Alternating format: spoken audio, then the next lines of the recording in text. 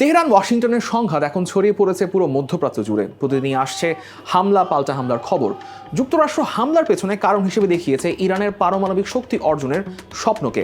কিন্তু এখানেই বিষয়টা ইন্টারেস্টিং হয়ে দাঁড়ায় যে এটা আপনার কৌতূহলের উদ্রেক ঘটাবে। সেটা হচ্ছে ইরানের এই পারমাণবিক কর্মসূচির শুরুটা হয়েছিল যুক্তরাষ্ট্রের হাত ধরেই। ওয়াশিংটন শুধু ইরানকে পারমাণবিক সরঞ্জাম দিয়ে সাহায্য করেনি, তেহরানের শিক্ষার্থীদের MIT-তে নিয়ে শিখিয়েছে অ্যাটমিক রিসার্চ, যারাই কিনা এখন হয়ে উঠেছে আমেরিকার গলার কাটা। আজকের স্টার এক্সপ্রেসে জানবো সেই গল্পটাই।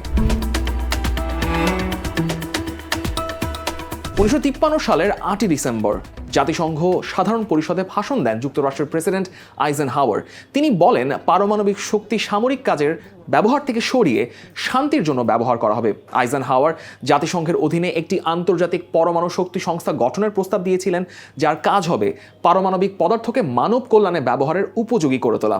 বলা যায় যে এই ভাষণ থেকেই তৈরি হয় আন্তর্জাতিক পরমাণু শক্তি সংস্থা, পাশাপাশি জন্ম হয় যুক্তরাষ্ট্রের অ্যাটমস ফর পিস নামক সেই প্রকল্পটার, যার মাধ্যমে ওয়াশিংটন বিশ্বের উন্নয়নশীল দেশগুলোকে পারমাণবিক শক্তির শান্তিপূর্ণ ব্যবহারে সহায়তা করতে শিক্ষা এবং প্রযুক্তিগত সরবরাহ করতে শুরু করে। 1955 সালের মার্চ মাসে আইজেনহাওয়ার প্রশাসন আরও এক ধাপ এগিয়ে যায়। তারা যুক্তরাষ্ট্রের অ্যাটমিক এনার্জি কমিশনকে সীমিত পরিমাণ পারমাণবিক পদার্থ রপ্তানির অনুমতি দেয়, সাথে বিশ্বের বিভিন্ন দেশে পারমাণবিক চুল্লি নির্মাণে সহায়তা করার সিদ্ধান্ত দেয়।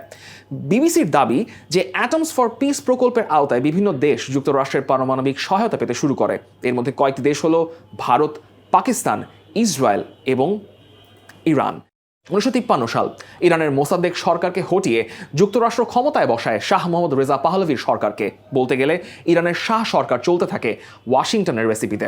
1957 সালের 5ই মার্চ যুক্তরাষ্ট্র এবং ইরান পারমাণবিক সহায়তা চুক্তি স্বাক্ষর করে, যার আওতায় 1967 সালে যুক্তরাষ্ট্র তেহরানকে একটি 5 মেগাওয়াট ক্ষমতাসম্পন্ন পারমাণবিক গবেষণা চুল্লি সরবরাহ করে। তেহরানে পৌঁছায় উচ্চমাত্রায় সমৃদ্ধ ইউরেনিয়াম এবং দেশটিতে চালু হয় পারমাণবিক চুল্লি। 3 বছর পর অর্থাৎ 1970 সালে ইরান পারমাণবিক অস্ত্র বিস্তার রোধ চুক্তি অনুমোদন করে। এই চুক্তির মাধ্যমেই ইরান প্রতিশ্রুতি দেয় তারা পারমাণবিক অস্ত্র অর্জন বা উন্নয়নের চেষ্টা করবে না।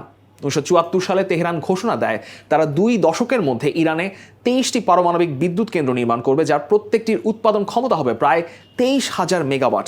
দেশটি পুরো পারমাণবিক জ্বালানি উৎপাদন চক্র গড়ে তোলার পরিকল্পনাও করে। কিন্তু তেহরান তাদের সামনে একটা বড় বাধা দেখতে পায়, সেটা হচ্ছে ইরানের প্রয়োজনীয় সংখ্যক দক্ষ পারমাণবিক প্রকৌশলী এবং পদার্থবিজ্ঞানীর অভাব।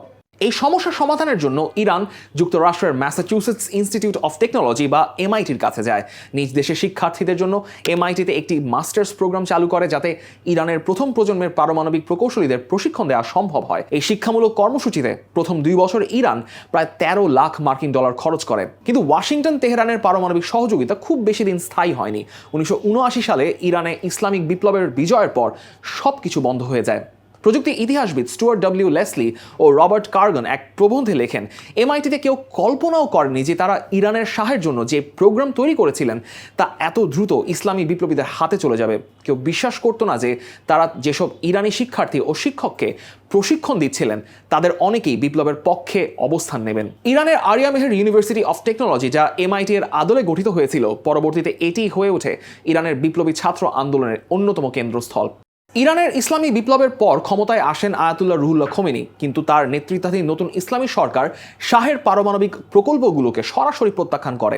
নতুন সরকার পারমাণবিক প্রকল্পকে অকার্যকর এবং ব্যয়বহুল উদ্যোগ মনে করে, ফলে প্রায় 5 থেকে 6 বছর ধরে পারমাণবিক শক্তিকে সম্পূর্ণ অবহেলা করে ফেলে রাখে ইরানের নতুন সরকার, এবং এই খাতে প্রশিক্ষণপ্রাপ্ত বহু অধ্যাপক দেশ ছেড়ে পালিয়ে যান। তবে সময়ের সঙ্গে সঙ্গে ইসলামী বিপ্লবের নেতৃত্ব বুঝতে শুরু করে যে পারমাণবিক প্রযুক্তির কৌশলগত গুরুত্বটা আসলে কি। তারা শুধু দেশ ত্যাগী বিশেষজ্ঞদের ফিরিয়ে আনার চেষ্টা করে না, বরং নিজস্ব গোপন পারমাণবিক কর্মসূচিও তৈরি করে। আর সেখান থেকেই শুরু হয় ইরান যুক্তরাষ্ট্রের পারমাণবিক কর্মসূচি ইস্যুতে এক বিরোধ, যার বর্তমান পরিণতি বর্তমানে দেখছে পুরো বিশ্ব। দ্য ডেইলি স্টার যে কোনো মুহূর্তে আপডেট পেতে ভিজিট করুন দ্য ডেইলি স্টার .net এর ওয়েবসাইট, এবং একই সঙ্গে ফলো করে রাখুন দ্য ডেইলি স্টারের ফেসবুক পেজ এবং সাবস্ক্রাইব করুন দ্য ডেইলি স্টারের ইউটিউব চ্যানেল।